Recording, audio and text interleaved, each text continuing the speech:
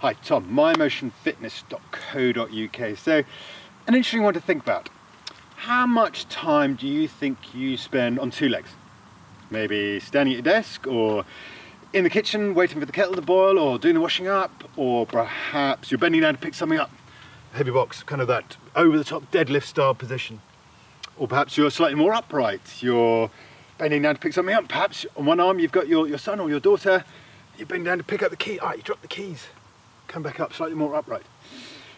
Now let's think, how much time do we actually spend on one foot at a time? Well, actually quite a bit if we think about it. Walking, one foot at a time, isn't it? Going up and down stairs, maybe stepping out the way of something. Maybe, we stumble, catching our fall. Maybe riding a bike. We spend a lot of time on one foot at a time. But also thinking about stability in our pelvis and our hips and our lower back and the stability we gain in our legs.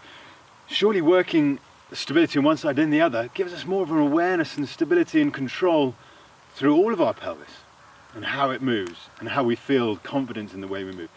So surely it makes sense to bring in single leg work far more into the kind of exercises we do, fitness, our global health, as it were.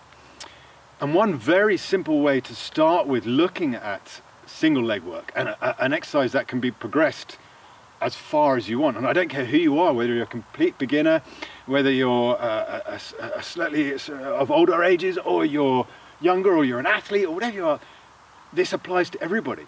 But obviously certain people will be able to progress slightly quicker. But all we're looking at with this one is a simple step back. But the key with this, I want on the standing leg, on that single leg that we're working on, I want you to keep your weight on there. We're loading that front leg. It's not a step back as putting the weight on that back foot.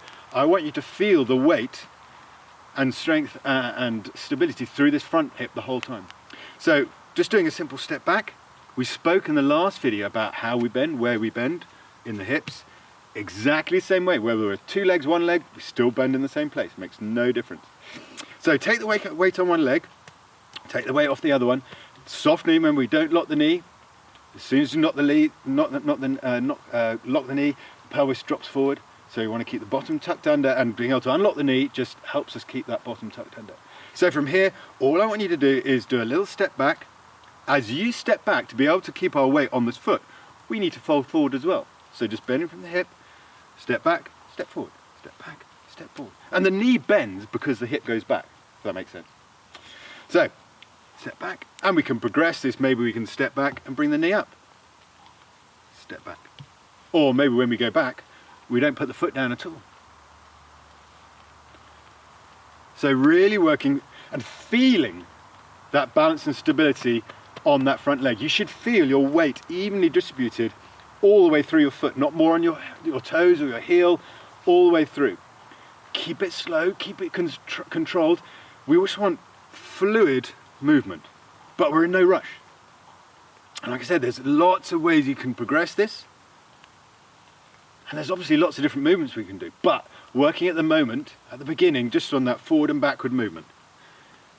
And the further back you go with this foot, the further back your hips go, but also the further forward you go until you're almost in that kind of deadlift style position.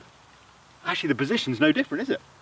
So we've got this transfer of skills and feelings and movement patterns through whether we're two leg or one leg. One key thing I want you to think about, one final point with this, is taking awareness to what goes on in this standing leg knee as we go back. So as we come back, what I want you to avoid is that. Because as soon as we let the knee go in, we get this twist that's very hard to get out. We get into this really unstable position, and the arch of the foot collapses, and it's a very hard one to get out of. So what we want to do is minimize any movement sideways in that knee. Ideally, we want that knee to stay roughly on the outside of the little toe.